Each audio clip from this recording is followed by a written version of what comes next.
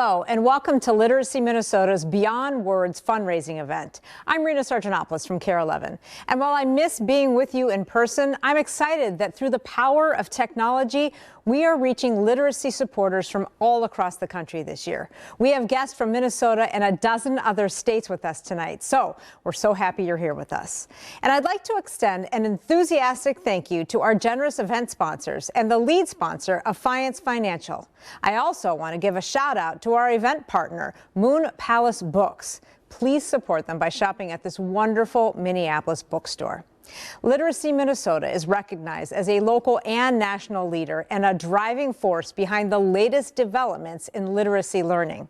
Tonight, you're going to have a chance to hear about literacy's role in a changed world from Executive Director Eric Nesheim. And you'll be inspired by a discussion between award-winning author Kao Kalia Yang and members of our Open Door Book Club. If you have questions or comments during the program, I encourage you to put those in the chat. And to close out the program, everyone's invited to a meet and greet with Kao Kalia Yang and the Literacy Minnesota team. Simply stay through the program and then click on the Zoom meeting link that will be shared in the chat and on your screen. Now, this past year has taken a toll on all of us, and it has shed an urgent light on social and racial inequities right here in Minnesota and all across our country. As we come together tonight, I am reminded that literacy has the power to advance equity and justice. Whether you are a learner, educator, advocate, or donor, you are helping build a world where life-changing learning is within everyone's reach. A big part of what makes tonight special for me is knowing that we are all in this together. So thank you and enjoy the program.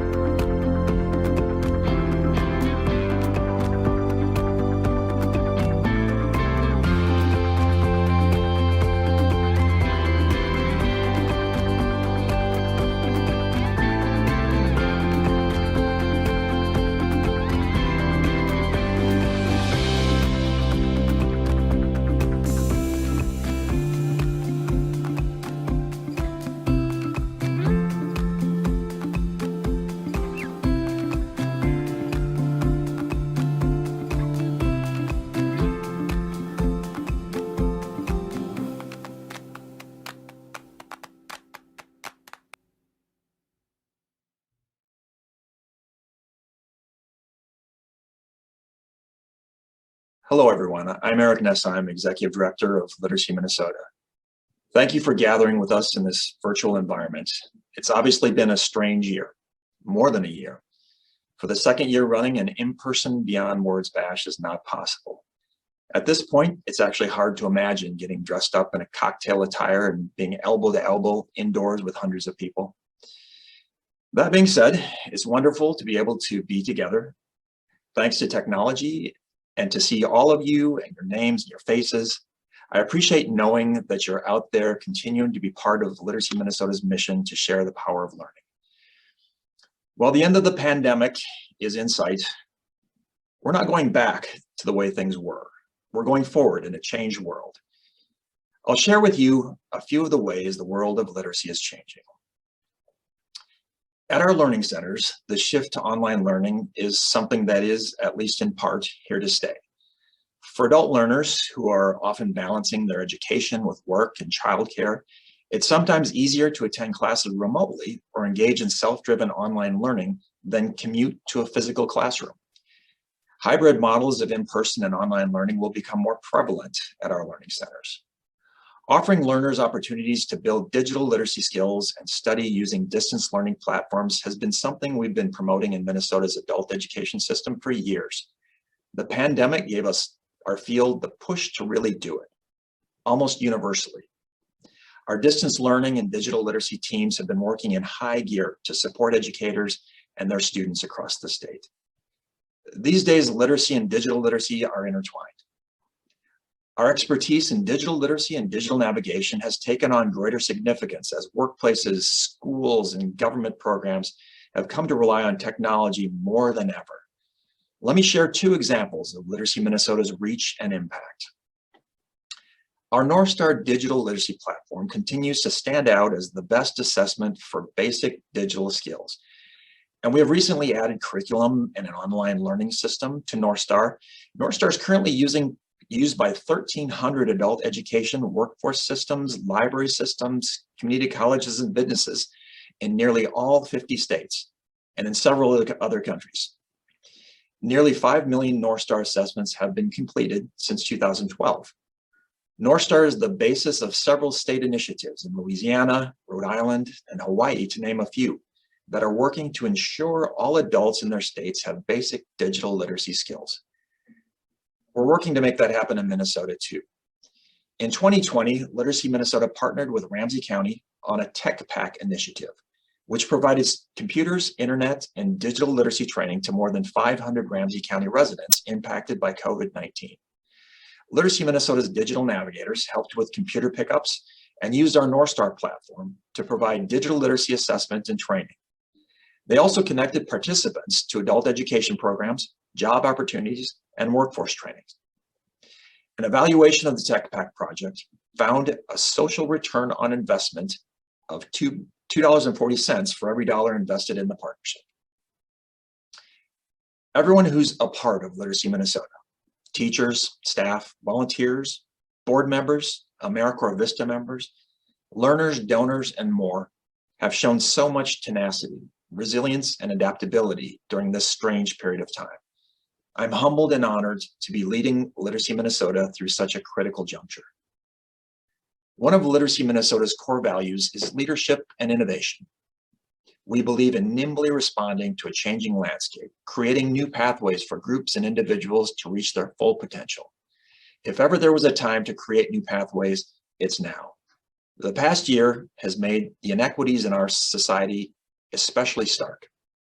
And we've seen the devastating life or death consequences of disinformation and divisiveness. We've entered a period of racial reckoning as a society, kicked off in part by the murder of George Floyd right here in Minneapolis. As a literacy organization, we recognize that educational environments can be a powerful arena for change. We have a responsibility to reckon with current events and their historical context in the way we teach, learn, and lead. We've added a variety of tools for teachers and tutors to our online educator resource library, including classroom resources for talking about racism, trauma-informed crisis education resources, and more. Additionally, we're in the midst of an equity audit with Equity Alliance, a 100% BIPOC-owned educational equity consultant, to identify additional actions we can take in our ongoing diversity, equity, and inclusion journey. We look forward to sharing the findings and goals from this process. Another one of our core values is lifelong learning. We believe the pursuit of knowledge is a lifelong journey and that we all have something to teach each other. This means that when I say learners, I'm not just talking about students enrolled in our learning centers. I'm talking about myself and the staff at Literacy Minnesota. I'm talking about everybody here. The Open Door Book Club is a shining example of what it means to be a lifelong learner. This book club was founded in 2019 by Jorge and Abdirzak, two students at our Open Door Lake Street site, who wanted to gain a deeper understanding of human rights. Together with a group of students, volunteers, and staff, they started meeting every other week. When the pandemic hit, the book club kept going, meeting on Zoom and for outdoor distance meetings. We're incredibly lucky to have Minnesota author Kao Kalia Yang joining the book club to discuss her essay, Dark Trees in the Landscape of Love, which appears in the anthology, A Good Time for the Truth, Race in Minnesota. Thank you to the book club and to Khaliya for allowing us to be part of this special discussion. And to all our friends and supporters who are tuning in, thank you for helping to build a world where life-changing learning is within everyone's reach. Thank you for being here and for being part of this unique opportunity to all be learners together.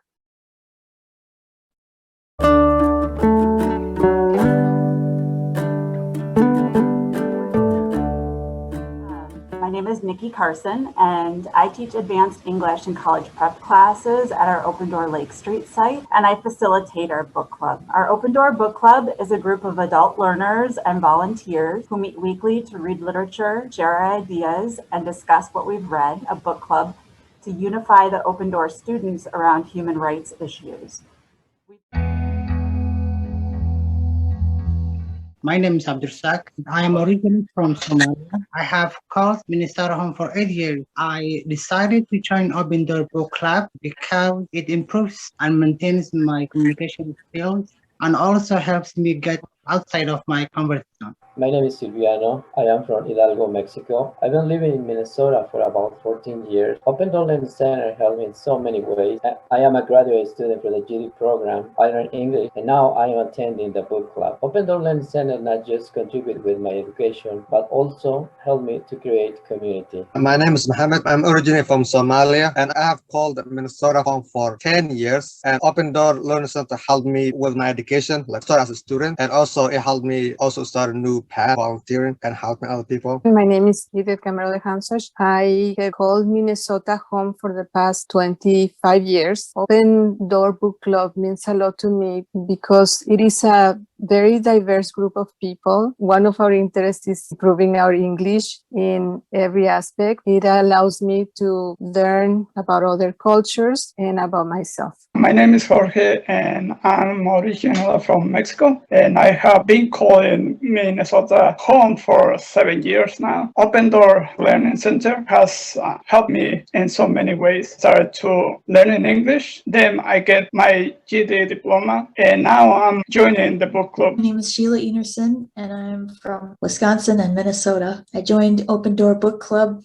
because I knew the value of reading when I was learning Spanish and German. It helped me a lot to just read. And I've gotten to know people better at this book club, and I've also learned a lot more than I ever thought I would. I think it helps us to use the library more and get to know each other and read together. I am Ruth Chenyay from Ecuador, South America. I live in Minnesota for 25 years. I'm blessed to practice and improve my English every weekday at Open Door. This pandemic time, I was not isolated because through Literacy Minnesota, I was able to talk with my friends during my classes and always with a companionship of my classmates, volunteers, and teachers that encourage me to practice and improve my English. My name is Christian Cutler, and I am originally from Mexico. Open Door Learning Center has helped me to achieve two of my most important goals. The first one was to learn English. The second was to get my GED. Open Door Learning Center not only has helped me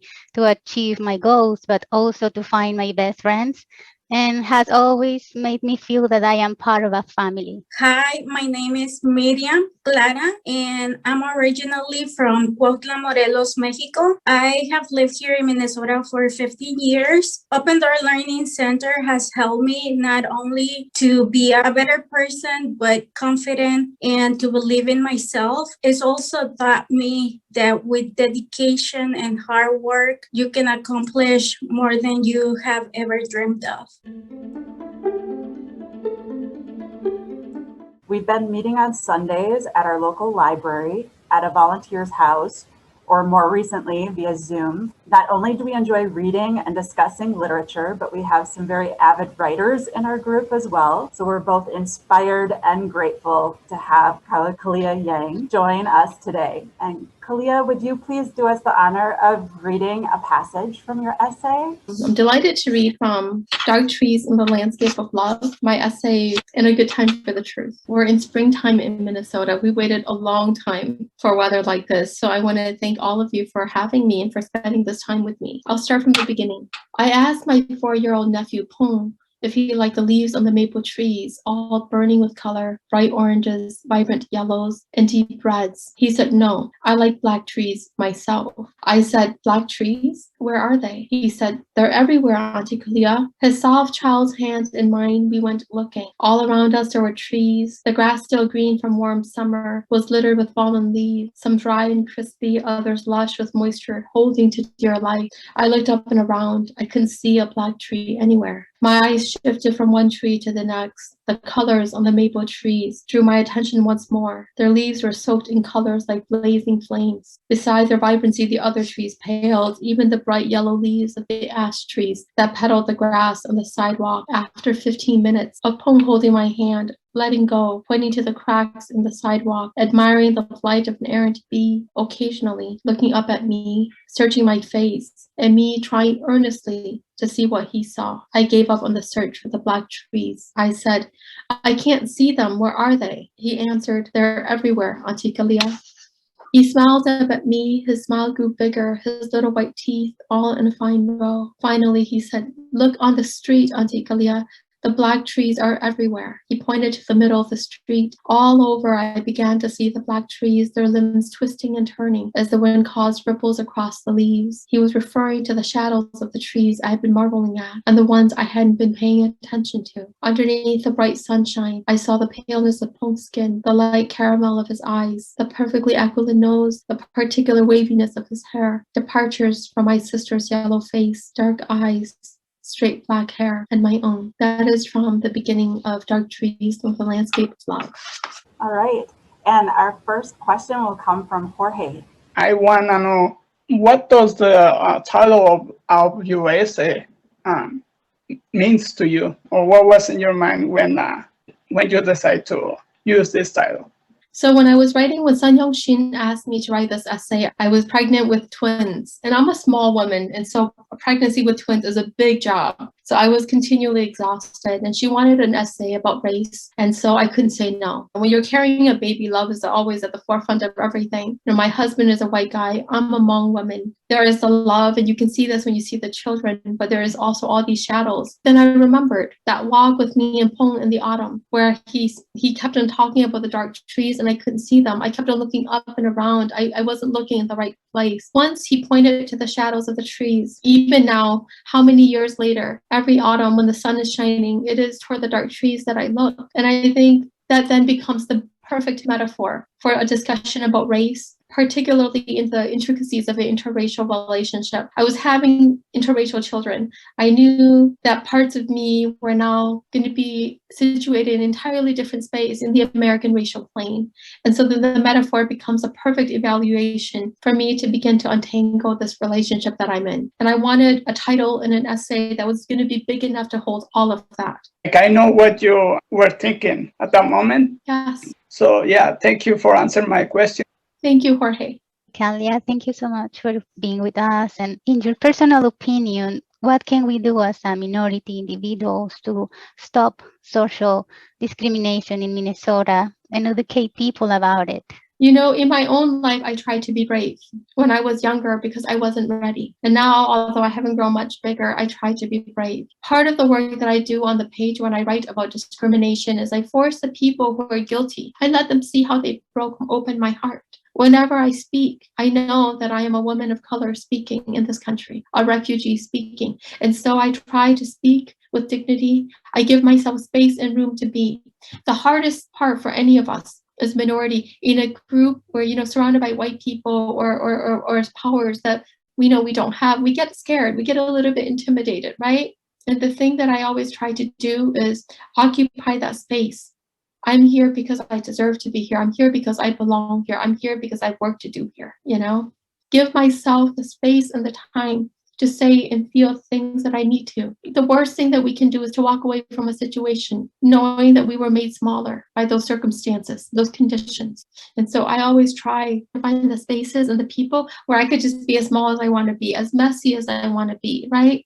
And for me, it's a physical space. And whenever I go there, I can be any way I want to be. And I know that I'm just loved. I know that I can breathe. I don't have to be strong. As minority people, I think we all need shelters for our heart, so that we can be strong in all of those moments that demand strength. So individually, that's how I think we go about it. Thank you, Ms. Khaliya, for allowing us to know more about you. Have you seen any positive change since you had the racist experiences that you referred to in Dark Trees in the last Landscape of Love? And how hopeful are you in change to come? Thank you so much for your questions. The reality is that as a college professor, I see my students of color going through experiences that were far too similar to my own. The reality is that all of us have just survived 4 years of an administration that tried to take us to the past, not the future, in terms of our human rights in this country as people of color. The reality is that we belong to a city where a Black man was just murdered before all of our eyes, George Floyd. And now we're in the heat of a legal effort to bring justice in a system that has systematically failed us every step of the way. And so it would be untrue for me to sit here and say that I've seen improvements. At the same time, when I look at my children, I cannot believe that their lives would be as hard as mine in the racial landscape of this country.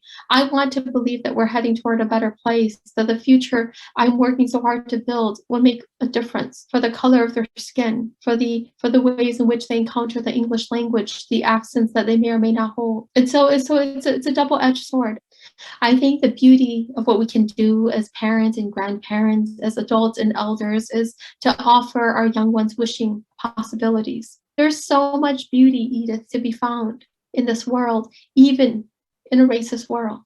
And then you asked a second question about supporting my community. Minnesota is not a state that is very high in diversity, but we have more refugees per capita here in Minnesota than any other state in the nation. That is somehow, some way welcoming people from all over the world. Minnesota in this way is pretty spectacular. And so it's not only how you can help me, it's how you can help others, make this place more welcoming and more kind. And this is a reality that I think all of you know. We know what it is like to be different in a new place. We know how hard it is to find smiles of welcome. So whenever I meet somebody new, somebody who perhaps speaks English a little bit more slowly, I know that I should be more patient. The rudest thing I can do, the most painful thing I can do, right, is when I'm tapping my feet or tapping a counter, or when they can see on my face that I'm losing my patience, that I feel like they're wasting my time, which all of us know. We all know that feeling because we've encountered it. And so whenever I hear somebody with an accent, I stop to listen more carefully. When I hear somebody who's struggling to find their voice in English, right,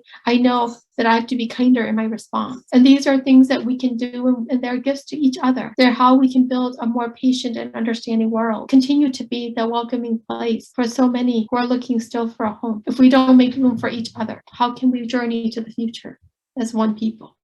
What do you hope your readers to take away from your essay? That is such a wonderful and a complicated question. Every time as a writer, when I generate something new, mostly I want you to feel a kinship, not only with my story, but with this human experience that we all share. Whether you're in an interracial relationship or not, I hope that you have a better reading of what it means to have to get along with somebody who is so different, to find the spaces and places where you can be together and be yourself without leaving any piece of you behind. And then as a mother, as a parent, my hope is always that my readers understand how much gentleness our world needs. We cannot be blind to the difficult things. And so that is always my hope. But Miriam, the truth is that everything I write is a love letter to someone somewhere, someone who I believe needs the love. You know, when I imagine that when I'm old and when I'm gone, that my writing will live on, and that even my great-great-grandchildren, when they open up my books, that they will find a love letter to the world. It is. Thank you so much. Thank you so much for having me. I'm so happy that you all enjoyed and discussed my essay, A Good Time for the Truth. And I hope to see you all again at the gala.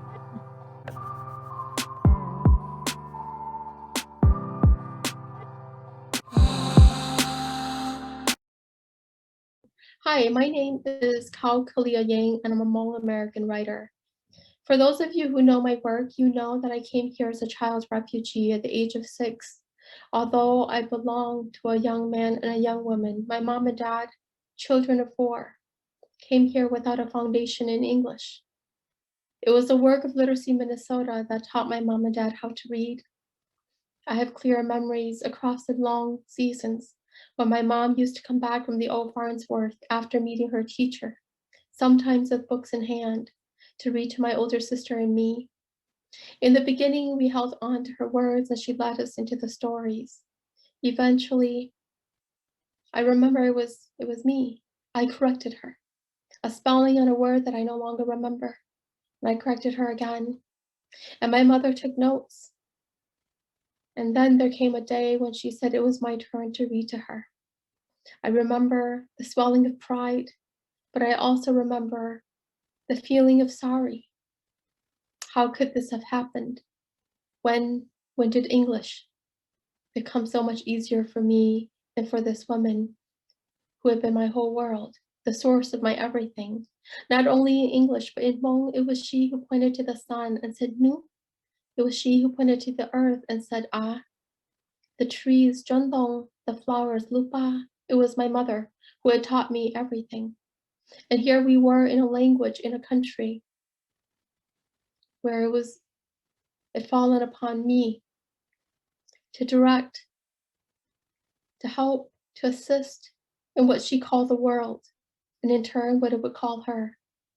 Tonight, I'm delighted to be a part of this program to support the work of Literacy Minnesota. It isn't just my parents, it isn't just refugees, it is generations of newcomers, new Americans who are benefiting from the services of Literacy Minnesota. I come from a culture that is entirely new to what is written. It wasn't until the 1950s that French missionaries devised a written language for the Hmong of the high mountains of Laos, for my people. The work that I do in literature is possible because of A, B, and C, these foundational elements. My heart speaks in Hmong first, but in English, I build bridges, I open up windows and doors, so that people can see beyond these brown eyes and this dark hair into the heart that flowers, with tiny fingers and hands, but when I type, I know that it is the hands of my ancestors guiding me, thousands of people who had dreamt of a future in which people like you and me would be possible.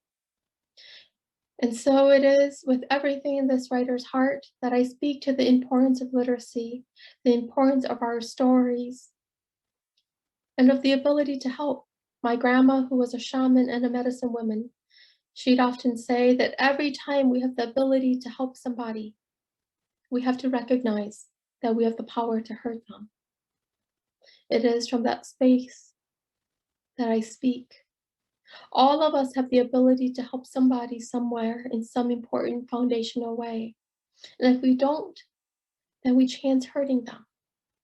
That is the story of our experiences as family members, as communities, as citizens, not only of this country, but of the world. And I think this is why the work of Literacy Minnesota is so important. It recognizes that right here in Minnesota, we have people from all around the world.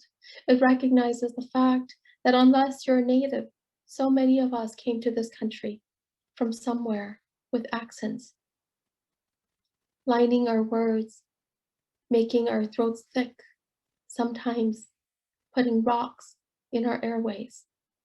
I want to thank all of you for being here tonight with me to ensure that Literacy Minnesota will be here for generations to come. Whenever I write, it is a love letter that I'm writing someone somewhere. Perhaps it is a person from the past, like the little girl that my grandma was, a little girl who'd never been to school, who did not know how to read or write, who all of our lives together in America signed her name with a shaky X that stood in for Jolie. Sometimes I'm writing to some girl of the future, maybe my granddaughter, my great-great-granddaughter, but some little girl skipping along these old streets. Every year, my father prepares a meal for our ancestors. Right around the New Year's time, we burn joss paper boats of silver and gold, lots of sticks of incense, and we put out a simple meal, freshly steamed jasmine rice, hard whole boiled chicken, and my father puts spoons all around and he invites all of my ancestors to the meal. When I was a child, in the smoke of the incense, I could see them all lined up at our table, sipping the hot broth, reaching for the chicken, drumsticks and the wings. And I've always imagined that one day I too will be at that table, And maybe by then the table will be so long that it will extend beyond our walls, but I will be one with them. And although my descendants will never see me, I will sit there and I will be thankful for the journey that they've taken. Here and now, a journey that has taken us to America. How many generations of Americans will it have been? Or perhaps because we live in a world susceptible to other forces, they will be elsewhere, new again in an old place, dreaming of the past and the present, meeting in the future. These are the dreams of a new American. These are the dreams of a writer whose journey into English was made easier, smoother for the services of Literacy Minnesota. Thank you. Good evening, and thank you to Kao Kalia Yang and the Open Door Book Club members for inspiring us tonight. And thank you to Eric, staff members, national service members, and volunteers for persevering during this time of national disruption caused by the pandemic. Through your innovation and leadership, I believe we are even stronger now than before. My name is Robbi Krishnan, and I have been a board member with Literacy Minnesota for the past year. And before that, a volunteer ESL teacher for 5 years at the Open Door Learning Center in Northeast Minneapolis. I am inspired by Literacy Minnesota's mission of empowering our community through education and advocacy, and I would like to take this opportunity to thank all of you in attendance for your interest in and commitment to the cause of literacy. I hope tonight's program inspired you as much as it did me to be a part of Literacy Minnesota's future. As you heard from the Open Door Book Club members, we are building a world where literacy services can help build connection and confidence for all. Many of you generously made a gift with your registration tonight. Thank you. And again, our thanks to all of the Beyond Words sponsors. Even with this substantial support, we haven't quite reached our fundraising goal for this event. So on behalf of Literacy Minnesota's Board of Directors, I want to announce a challenge. I have joined with other board members to offer a dollar-for-dollar match for Beyond Words at home. Beginning this week, every donation made to Literacy Minnesota will be matched up to $7,000. Please help us reach this goal tonight. Your gift funds digital skills training and computers for adult learners, volunteer tutor training and educator resources, as well as the publication of our annual Journeys Anthology, a collection of original stories and poems from adult learners, now commonly used as a teaching tool in classrooms across the state and nation. Whether you are a first-time donor or a long-time supporter, your gift counts. Gifts of all sizes are needed and are welcome. Simply visit literacymn.org/givebeyond to make a gift, or text GIVE to 651-333-7015. You can see the details in the chat. We also accept gifts via check through the mail. Your gift is an investment in our community. Whether you are able to give or not, we do so appreciate that you are here.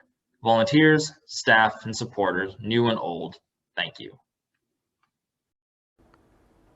It has been truly insightful to hear about Literacy Minnesota's work during this past year. A very special thank you to Khaliya and the Open Door Book Club members for exploring what it means to go beyond words. And a big thanks to all of you, the Literacy Minnesota community. What a fantastic 4th annual Beyond Words event. So join us now for the short meet and greet with author Kao Kalia Yang. This portion of the program is more informal, and we invite you to turn on your cameras so we can all see each other. Please click on the meet and greet link in the chat or find the link on the landing page you'll be directed to on Literacy Minnesota's website. Your gifts of time and support are making a difference. Thank you so very much and have a good night.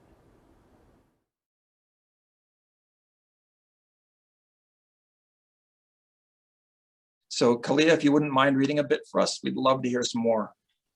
I would be delighted. Hello, everyone. Thank you so much for joining all of us tonight in celebrating the work of an organization that is near and dear to my heart. Tonight, I will start our time together by doing a small reading from my newest book, Somewhere in the Unknown World. It has been a hard trick to have a book come out in a pandemic, but for a book about refugees, it is somehow fitting. And so with that, this is from Somewhere in the Unknown World. for the refugees from everywhere, men, women, and children, whose fates have been held by the interests of nations, whose rights have been contested and denied, whose thirst and hunger go unheeded and unseen. And I'll read from the very beginning and the very end. Prologue. I was born a stateless Hmong girl in Ban Vinai refugee camp in Thailand. For the first 6 years of my life, I understood that the camp was only our holding center. We lived in the third sector, in the third subdivision, in room 6, a small sleeping quarter I shared with my mother, father, and older sister. From the moment of my birth, the people who loved me told me that it was not my home. Home was once the tall mountains on the other side of the river. Home would one day be some foreign country on the other side of the ocean. I had not experienced war myself, but I was surrounded by its consequences. The adults around me told me stories of what had happened in Laos. On the hot days when the sun blazed in the blue sky, beneath the shade of thatch roofs, I traced the scars of the adults I loved, ripples of rising skin, sunken flesh where bones should be. I knew their different cries in the dark of night, the nightmares from which they fought to surface each morning. The tired, empty look in their eyes, and the fear in me that perhaps the people I loved were broken inside. On paper, I was a refugee. I looked the part. I was small for my age, thin and short, had big round eyes that peeked at the world from beneath my bangs with suspicious curiosity. I was a little creature kept in a little cage. I was a child keenly aware of the dangers of the world in which I belonged to no nation. When my family came to America and I was sent to school, I was placed in a class with many other refugee children, mostly Hmong like myself, but also Cambodian and Vietnamese. I was one of the youngest in a mixed age class. During art, some of the big students drew pictures of things they had seen before coming to America. A tall boy with watery eyes drew a picture of a thick green jungle, and then a single foot sticking out onto a dirt path. The foot looked heavy and stiff and blue, like a stone statue of a foot. The boy said that the foot belonged to his brother. He'd found his brother after an ambush. He hadn't had the courage to look into the heavy brush, to see his brother's body, to see if it was intact, to look at his face. The older children, who had seen more than we had wanted to let their stories out, for us younger ones, to carry the weight of their memories together with them. We were willing because they were like our brothers and sisters, our mothers and fathers, aunts and uncles, all of those who had lived through the wars. So this book begins with other people's children. It is a collective memoir of 14 different refugee stories, and it ends in the very back with a letter to my children. And I'll read from the very back of the book now. When I was a teenager, reeling beneath the weight of my life and responsibilities, yearning to know the insides of a movie theater, exhausted from imagining what it was like, I told Yotzi that I didn't want the life I had been granted. I wanted something better.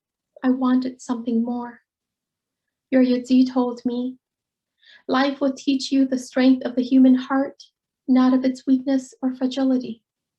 His words have stayed with me and fortified my heart in many different moments of hardship. I hope that the stories in this book would do that for you and children everywhere, teach you the incredible strength of the human heart. The storm that night did not cease, the lightning continued to flash, and the sound of thunder echoed. Later, I dreamed that the creaking house we lived in was the house of our forever. I saw you three, your father and me in the backyard, gathered around those wedding chairs, beneath the strings of sparkling light. Even in the dream, I knew that the houses were not meant to last. When the paint of the metal chairs have chipped away, and the ribbons at their backs have been torn into shreds by the storms of life, remember that somewhere in the unknown world, even without knowing who you would be, I was living for the day you would become. And even when I'm gone, I will look toward the edge of the horizon for your coming. and that is From Somewhere in the Unknown World, a collective refugee memoir. Thank you so much for coming to this session and gracing me with your questions.